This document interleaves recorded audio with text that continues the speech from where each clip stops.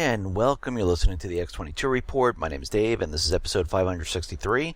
And today's date is January 10th, 2015, and the title of this episode is The Current Economic Collapse News Brief. Let's get into the economic collapse news. Now, we understand all the nations, the private Western central bank nations, have been putting a huge amount of pressure on Russia. I mean, we look at France, Spain, Germany, UK, Italy, all of them, and there's many more. They've been placing sanctions with the United States. Of course, I should include Australia, Canada, and they've been placing sanctions on Russia. Now we're seeing these sanctions, they're starting to affect the European nations. They are hurting. Their economies are hurting. Basically, this is the boomerang effect.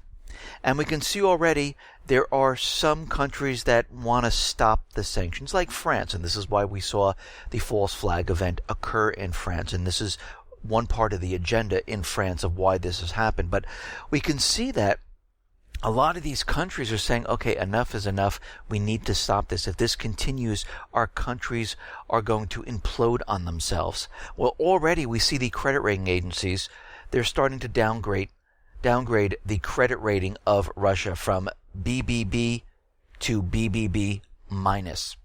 But again, these credit rating agencies, they're controlled by the central bank system, by bankers, and we know that a lot of times what they say isn't really true. Just like they gave the subprime securities AAA rating, and those subprime securities were used for pensions, retirement funds, and everyone lost quite a bit of money when the entire system came crumbling down.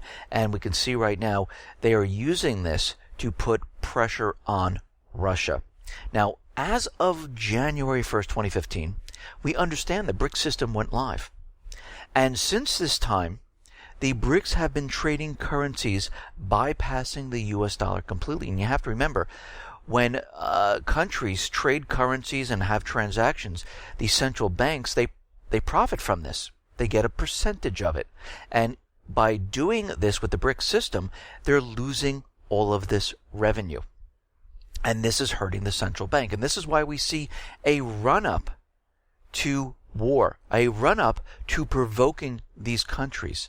And they're going to continually push. And we have to remember, the IMF is going to look at the yuan renminbi in the latter part of this year to see if it's a reserve, if it meets the qualifications of a reserve currency. Now, of course, yes, the United States is going to try to stop this any way they possibly can. They might even bring us into war by that time. We don't know. We're going to have to keep looking and understanding and looking at the indicators to find out where we are headed. But don't worry, we're continually looking at this. Now, Obama, and as we know, he's given us Obamacare, which, if you listen to my other reports, I don't think this is a benefit to the people. I think it's basically a tax on the people. But when Obama was a senator back in 2007, 2008, when he was running for his presidency, he made a statement saying that the health care should be universal and everyone should have it. It should be universal health care. So basically he promised 100% of Americans would have health insurance. Now, since the inception of Obamacare, we can see that no, 100% of the people do not have this. Actually, I don't even think it's half. It's not even close. I don't even think it's a quarter. And we can see right now, he has broken his promise. Actually, a lot of the things that he's talked about, that he wanted to do, all failed. I mean, now he's pushing community college on us, giving us free education, which is not a bad thing. But it's part of a different agenda. It's about having these people out of the workforce, going back to school. Now, of course, as we know, there's no jobs out there, so what are these people going to do? They're going to say, oh, to further my career, because I have this worthless certificate from a community college, I'm going to have to then go to a 4-year college. Now, I'm not saying that all the certificates and all the programs in community colleges are worthless, but when you go to these community college and you're looking to become a lawyer, a doctor, a teacher, you have to continue with your education. And a lot of the people are going to do this. And they're going to have to get loans. And they're going to have to pump up the student loan bubble. And we can see right now this will also fail. They're continually propping up the system. Now, North Korea is out there, and they have sent, through relevant channels, a proposal to the United States. What is this proposal? Well, listen, you want us to suspend our nuclear tests. So we will do this as long as you cancel the annual joint military exercises with South Korea, because we see this as a provocation. And that seems fair. And then we can talk about how we go further, into the future with this. And I think this is a good starting point. Now, of course, the United States government is like, should we trust North Korea? They're very dangerous people. But again, we have a president who has a Nobel Peace Prize in peace. So when you hear something like this, you should say, okay, you know what? Let's have a dialogue. Let's talk about peace. Because I do have a Nobel Peace Prize, and this is what we should be doing. But the U.S. government is slamming North Korea for their offer to suspend nuclear tests. And I've seen this time and time again. Our government, and most of the private Western Central Bank governments, they deal in absolutes. No, we want war. And anything you say, even if you mention peace, we don't want it. We want war because the system is falling apart, and we need to cover this up. We need to mask it, camouflage it the best we can. Why do you think we have these lone wolf attacks going on in Canada, Australia, France, and eventually they will spread and we will have this big event? Now, Russia is out there, and they're looking to prop up their economy because, as we can see, the ruble is being devalued. They're suppressing the oil prices, and they're trying to put a lot of pressure on Russia. So Putin is sitting there, and he's saying, you know something, where can we get money that's owed to us to prop our system up? And then he looked at Ukraine and said, you know something? Wait a minute. Ukraine just violated loan terms. How did they do this? Well, back in December of 2013, Russia lent the money to Ukraine by purchasing Eurobonds 2 months before Yanukovych was forced out of the country from the coup d'etat by the United States. The terms of the loan deal included a condition that Ukraine's total state debt should not exceed 60% of its annual gross domestic product. Last month, Moody's said, well, their GDP is at 72%. And by 2015, it'll be at 83%. So Russia wants its $3 billion. And they might be calling on this very, very soon. Now, as we know, the United States is maneuvering military assets in Eastern Europe. They're consolidating, restructuring. We already know they have about 67,000 troops in Europe, and they want another 3,000 there. We also know they're bringing in another 150 tanks and other military assets into the region, because what they're doing is they're preparing and setting up strategically with NATO for war with Russia. This is exactly what they're doing. Now, there's more propaganda out there with Syria.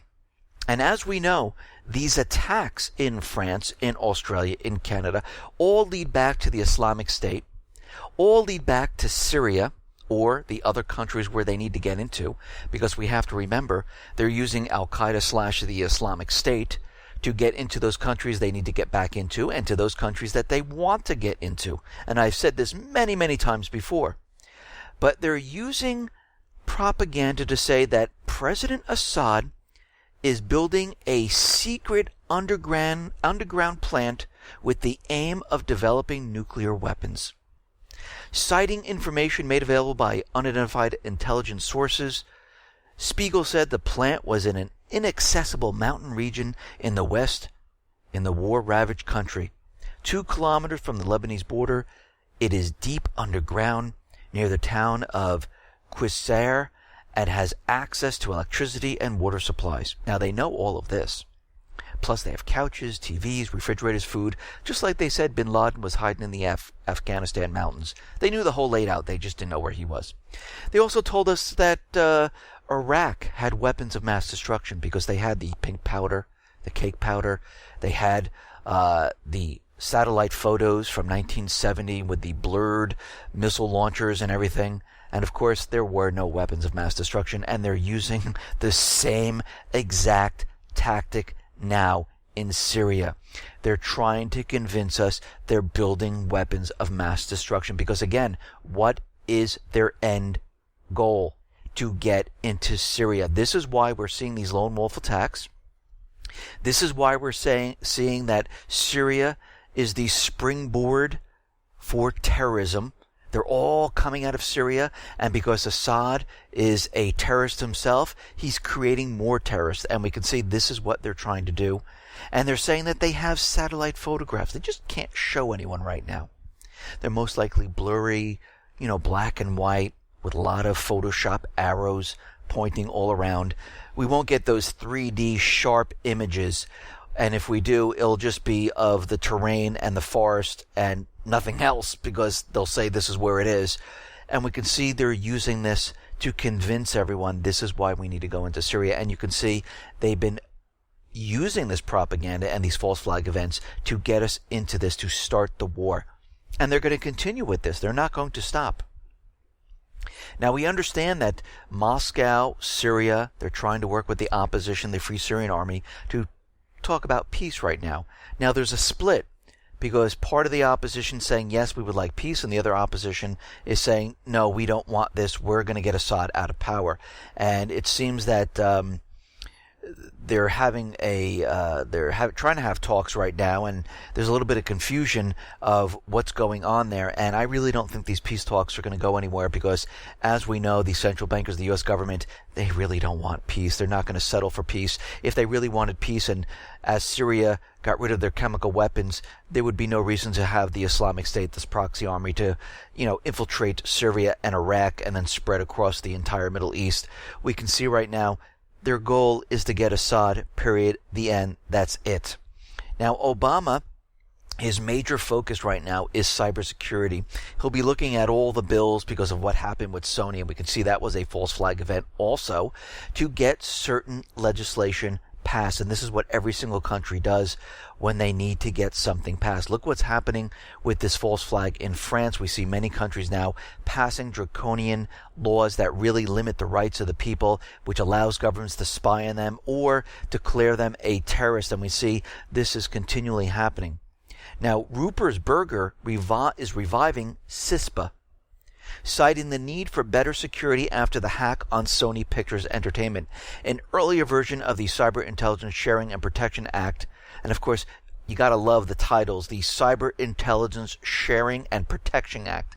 Just like the Affordable Care Act, just like the Patriot Act, it's always the opposite of what the title is. Basically, they're going to lock down the internet. Basically, they're going to track every single person. Basically, you're going to lose your freedoms on the internet. They don't want the new media, the alternative media, to report and to do the job of the corporate media, because the corporate media is no longer doing the job that they're supposed to be doing, which is questioning everything the government does and doing real investigative reporting to find out if this is true. And guess what? None of them are doing, because they are controlled by the government and by 5 corporations which are in league with the government's central bankers. So we can see they are no help. And this is why the alternative media actually sprung up. But we can see right now they're going to be pushing the bill CISPA. We can see lawmakers in favor of a more cyber legislation hope the massive hack of Sony Pictures in November will rally public support for their cause. The reason I'm putting the bill, and this is coming from Rupert Berger, in now, is I want to keep the momentum going on what's happening out there in the world. And we can see right now, this is the time they're going to push it. They're going to try to get it passed. They're going to try to get it through the Senate. And this is exactly what they're doing at this point. Now, because of France, because of the false flag, the U.S. Department of State and the FBI have issued new terror bulletins urging law enforcement to watch for potential homeland attacks. The warning also cautioned U.S. travelers of risks of attacks and kidnapping during their trips abroad. And this is to scare everyone, to keep the fear factor up. They want everyone to be worried. Actually, China is out there. They have condemned the attacks But China says the world is always unified in its response to terrorist attacks that happen in the West. But when it's the West's turn to react to such attacks in countries like China or Russia, they often beat about the bush. This is coming from a China spokesperson. Even after China officially determines their terrorist nature, Western mainstream media puts quotation marks when describing these bloody assaults as terrorist, saying that it is a claim of the Chinese government. So you could see they're speaking at two sides of their mouth. Oh my God, look at the terrorists in the private Western central bank countries because they're trying to push certain agendas. Terrorism is happening in China, and this is being done by the U.S. government, the central bankers. Well, the Chinese government say it's terrorist. We don't know for sure. They could be lying. And this is what they're trying to say. Now, as we know, the terrorists in France, the so-called terrorists, before they were killed and shot down, they made statements to the media that they were funded by Yemen. Of course, this is one of the countries they need to get back into, and this is why they mention this. We also understand that there was another hostage situation at a kosher deli, and it's very strange that they picked a kosher deli, and this is coming from Amity Kolibali, hopefully I'm saying that right, who was friends with the Kouachi brothers, who died after the police siege of a kosher market in Paris. And he said something very strange, and this pretty much kind of sums it up. He's saying that he wanted to defend Palestinians and target Jews. The question is, why would he make a statement like that? Well, we can see that these false flag events had many different agendas. One, they need to bring in the Islamic State into the picture, which they did, because the Islamic State is out there saying, yes, we sponsored this was us. Then we have Yemen, who said, yes, we've contracted these people to do this, because these are the countries they need to get back into or want to get back into. And then we have this other hostage taking and this other situation where he's mentioning Palestine. Well, France recognized Palestine. Palestine is being indoctrinated, I think, April 1st into the International Criminal Court and might bring charges against Israel. We can see France is saying, let's remove these sanctions from Russia and let's stop this. We don't want to be part of the war on terror like this. We're not going to be doing this anymore. We need to watch out for our own country. We need to start producing because the country is falling apart.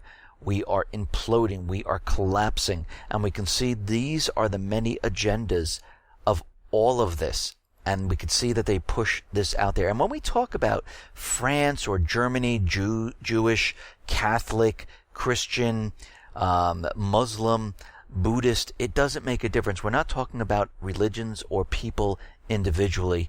We're talking about the governments, because it's like another country talking about the United States government, how they are terrorists out there and how they wage war. They're not talking about all the people here in the United States. They're talking about the government, and that's what I'm talking about. I'm not talking about all the people. I'm talking about the specific governments of those countries, the ones that are pushing war, the ones that are pushing the agendas.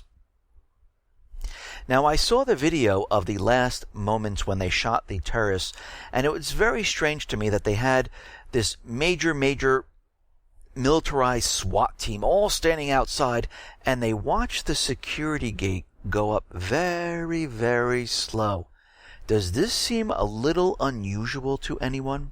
And then we had some of the officers run in and just start shooting at anything.